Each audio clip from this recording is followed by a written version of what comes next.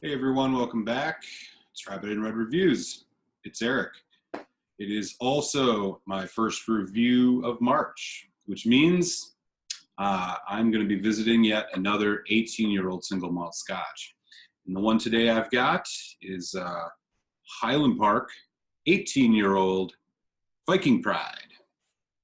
So we will do a taste, a nose, a finish review of this, chat a little bit about the value, give you my final thoughts and my final score. But first, since this is an 18-year-old, let's get a little bit of this in the glass before we start talking about the Highland Park 18. All right. So, Highland Park 18-year-old has a whole bunch of writing on this box. This was recently rebranded, I believe in late 2017, early 2018. It used to just be called Highland Park 18. Now it's called the Highland Park 18 Viking Pride. It has a lot of this kind of graphics that have been added to the box.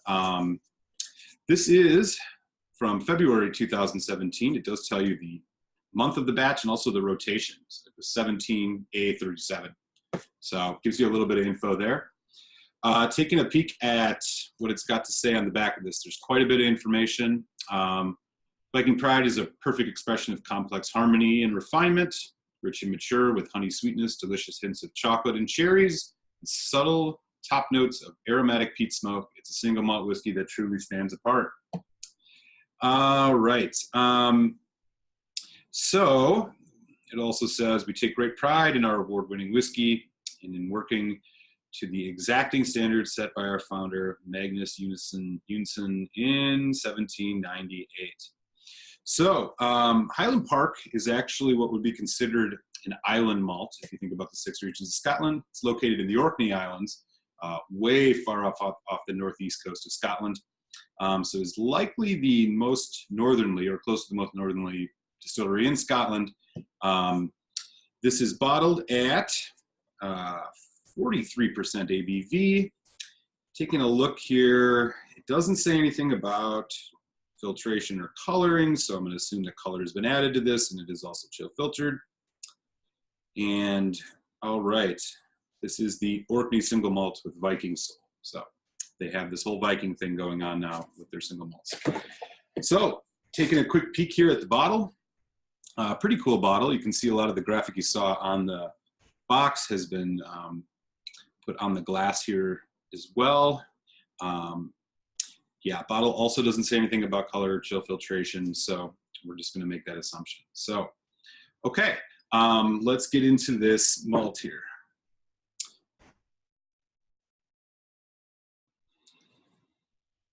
So, on the nose of the Highland Park 18, immediately really getting rich fruits, kind of both really kind of bright fruits and also some dark fruits like stone fruits. So that cherry that they mentioned on there, picking that up a bit.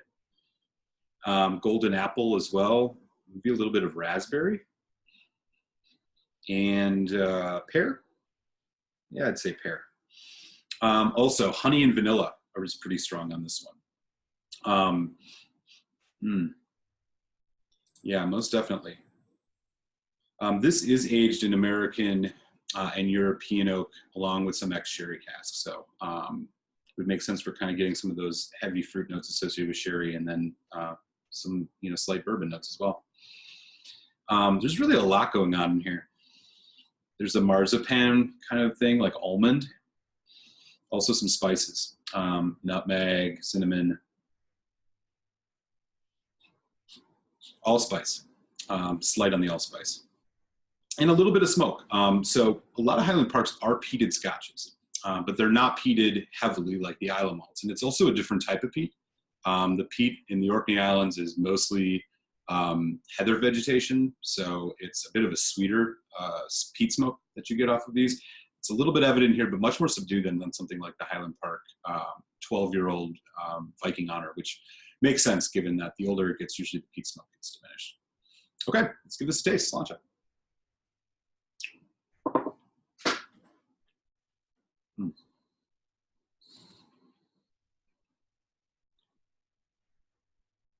It's really rich. medium body, but it does coat the mouth initially. Kind of getting like a cinnamon crisp apple pie kind of thing going on. Dark honey notes, raisin, that sweet kind of slight peat smoke is in there, a little bit of mint. The spices as well. As it develops, getting some kind of like clove and nutmeg, maybe like coriander as well. Pretty slight though. Also, there's a little bit of like a grassy note to it as well. And the oakiness is kind of balanced in there as well. As it continues develops, it dries.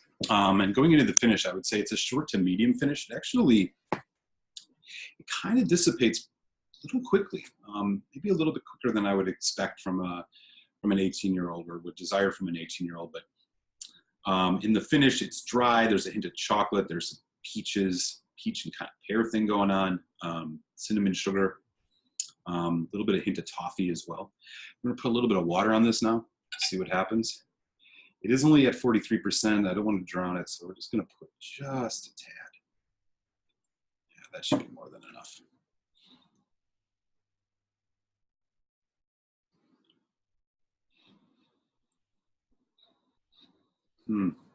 Not noticing much difference on the nose, even with the addition of water. It is just really well balanced. Nothing really overpowers anything else. And kind of like almost every time you put your nose in something else, you notice a little bit of something else, but it's just, as they mentioned on the box, it's harmonious. Yeah, not much change on the nose. The peat smoke might have diminished a little bit further. That kind of buttery toffiness is a little bit stronger now on the nose, actually, but we'll give it another taste.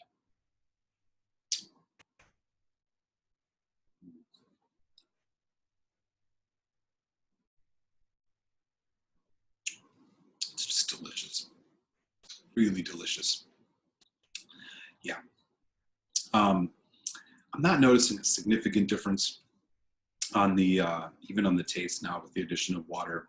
It's still just like that kind of medium body, coats the mouth, but then kind of pulls back right away. That honey is standing up a bit more. The raisin, which has gotten a little sweeter. Spices have gotten a bit more subdued with the addition of water, but the finish is still kind of the same as well. Pretty short to medium. Yeah, kind of leaves a lingering dark chocolate, almost a little bit of an espresso note now. Yeah, really interesting stuff. So here's to take a look at the color. Like I said, it doesn't say anything about whether it's natural colored or not. We have to assume it is, but take a peek at it for what it's worth. So bottle of Highland Park 18 Viking Pride. This goes for about 120 to 150 bucks in the United States on average. Fortunately, it's around almost the standard price for an 18-year-old. And Highland Park being a big name, you know, that's probably a notch or two more than some of the other 18s on the market. So tough to really say on the value. It might be slightly overpriced. Okay. So final thoughts. This one is tough. It's a really nicely refined, kind of like a relaxed sipper. It's just got a little bit of everything going for it. It's really well balanced out. Dangerously drinkable. I could definitely, you know, you could not realize you've had 3 or 4 drams of this. That's just how smooth it, forgive me for using that word, but just goes down really smooth. Really, really full and delicious in a lot of ways. The price though, you know, I think there are a couple better 18s out there, to be completely honest, for the same price or even a few bucks cheaper. You know, for me personally, you know, one that comes to mind would be like Untitled 18, which I'll link my review at the end of this.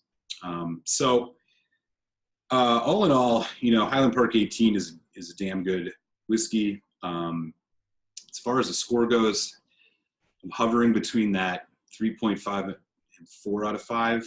But I think I'm going to land on 3.5. I think this is really good, but you know, the finish does leave a little bit for me to be desired, especially for the price you're paying. I just want a little bit more out of it, but you know, this isn't one I would pass up on a good, you know, if I found it on sale, if you ever get that lucky. So yeah, 3.5 out of 5. Definitely recommend trying this or buying a bottle at a good price. All right, y'all. Thanks for tuning in. We'll catch you next time here on Rabbit and Red Reviews. Finish up this dram now. Sláinte.